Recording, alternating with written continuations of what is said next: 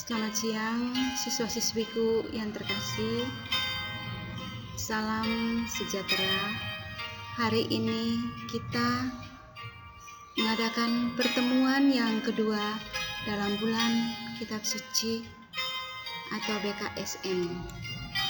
Tema kita adalah Allah yang hadir sebagai korban ketidakadilan. Marilah kita mengawali pertemuan ini dengan membuat tanda salib, tanda kemenangan. Dalam nama Bapa dan Putra dan Roh Kudus. Amin.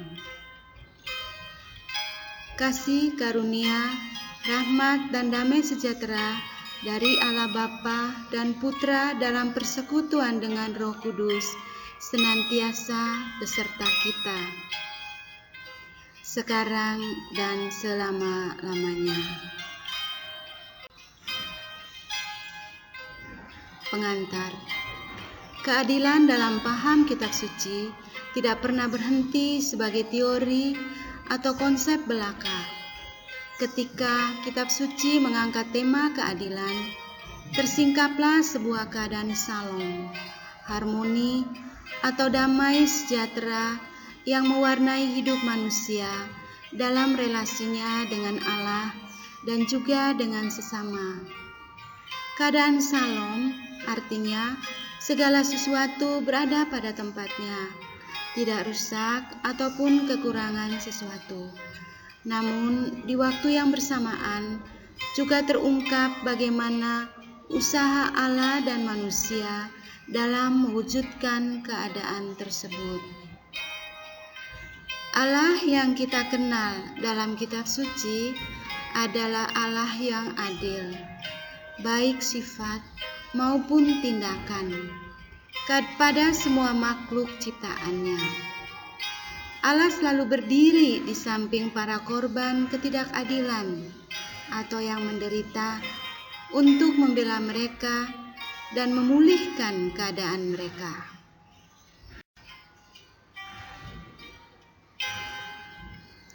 Marilah kita lanjutkan dengan doa pembukaan bersama-sama.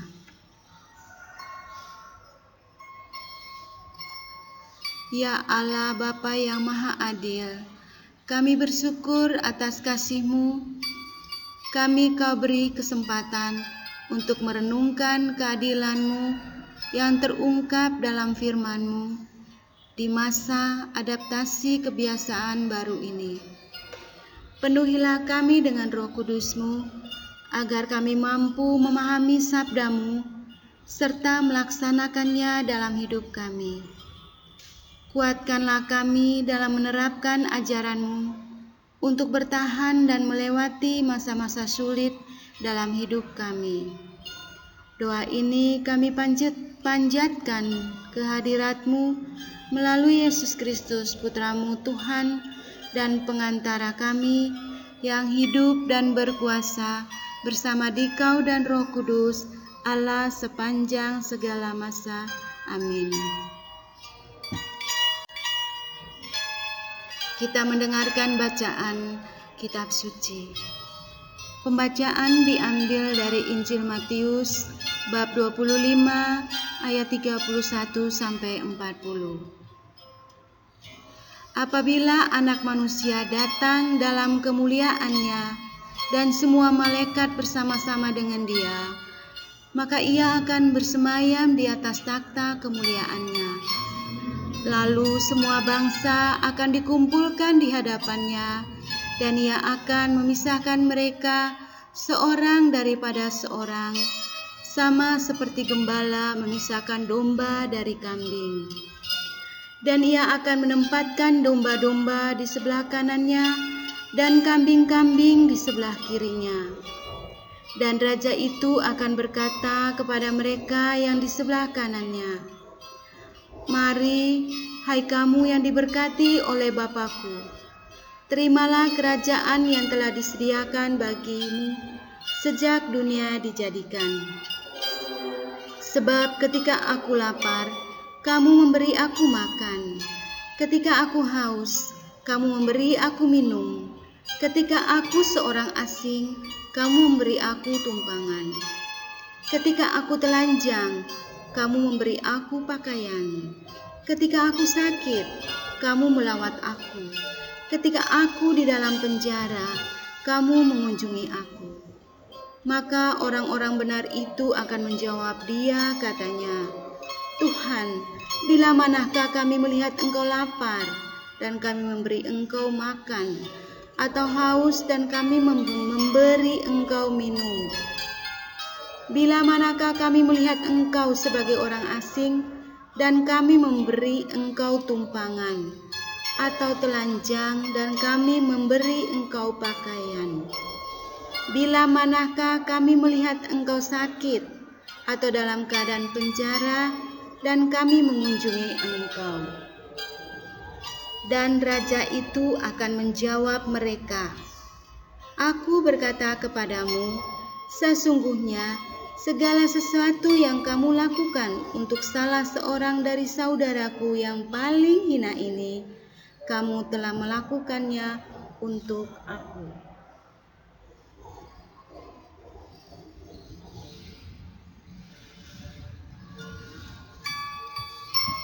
Demikianlah sabda Tuhan. Terpujilah Kristus. Renungan singkat. Bila kita mencermati ajaran Tuhan Yesus tentang keadilan dalam Injil Matius, ternyata Tuhan Yesus menawarkan sebuah sudut pandang baru. Dengan penuh kuasa, Tuhan Yesus mengajarkan sebuah ajaran baru tentang sikap adil kepada Allah dan kepada sesama. Apa yang kita lakukan saat ini di dunia sangat menentukan nasib kita di kehidupan yang akan datang. Iman dan relasi dengan Allah akan diukur dari bagaimana selama kita hidup di dunia ini kita memperlakukan sesama, khususnya mereka yang berkekurangan atau yang menderita. Dalam Injil Matius bab 25 ayat 31-40, Tuhan Yesus tidak memberikan perintah berupa larangan, melainkan mengajak para muridnya untuk mewujudkan keadilan secara nyata dalam hidup mereka sehari-hari. Tuhan Yesus ingin kita secara aktif menerapkan kasih kepada sesama, sehingga terciptalah keadaan adil atau keadilan di tengah dunia ini. Kabar sukacita Injil yang bisa kita dengar dari bacaan Injil di atas ternyata adalah tindakan adil dan bela rasa yang kita lakukan kepada sesama. Semua itu merupakan bentuk penghormatan dan cinta kepada Allah. Permenungan yang tidak mudah itu, bila dihidupi dengan keikhlasan, kita akan memperoleh keselamatan dari Allah.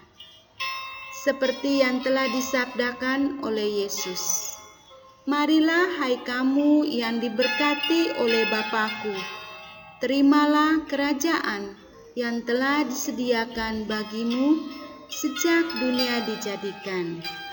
Ini ada pada Injil Matius bab 25 ayat 34. Hal-hal yang perlu kita renungkan atau butir permenungan.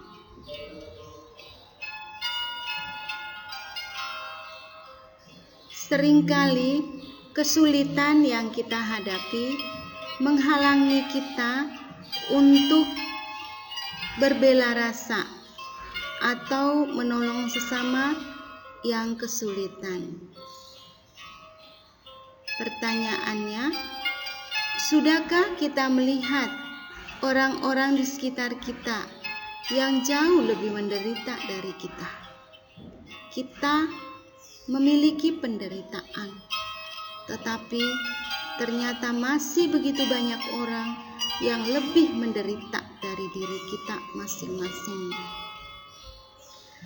Dan ketika kita berani mengambil tindakan, mengambil keputusan untuk berbuat sesuatu kepada mereka yang menderita, kita akan menemukan kekuatan baru dalam hidup kita.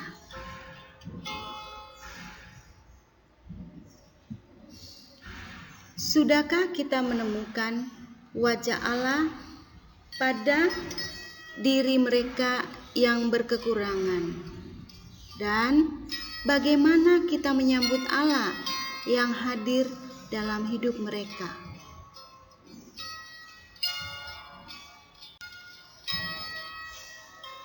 Niat atau janji yang kita lakukan untuk seminggu ini.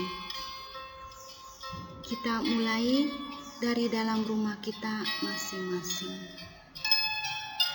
Sebagai orang beriman yang dipanggil untuk berjuang mewujudkan keadilan kasih, kita diajak untuk mempraktekkan tindakan-tindakan konkret untuk membantu sesama kita. Mulai dari rumah masing-masing. Perhatikan semua anggota keluargamu dan ambillah keputusan siapa yang akan kamu bantu selama seminggu ini untuk meringankan beban yang ada padanya. Bantuan itu tidak berupa uang saja, tetapi perhatian, cinta, waktu.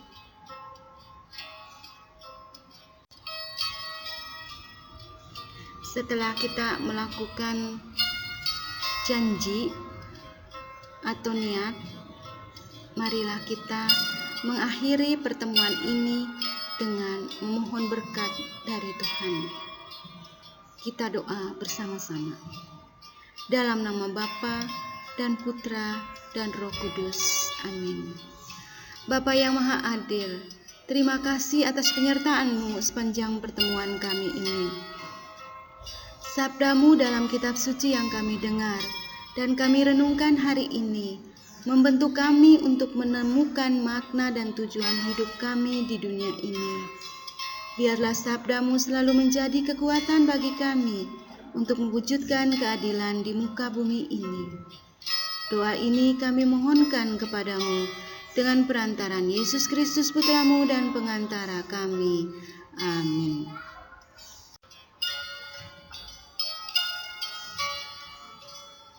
Tuhan beserta kita sekarang dan selama-lamanya. Semoga kita sekalian dilimpahi berkat oleh Allah yang Maha Kuasa dan dilindungi dari segala penyakit yang kelihatan maupun yang tidak kelihatan. Dalam nama Bapa dan Putra dan Roh Kudus. Amin.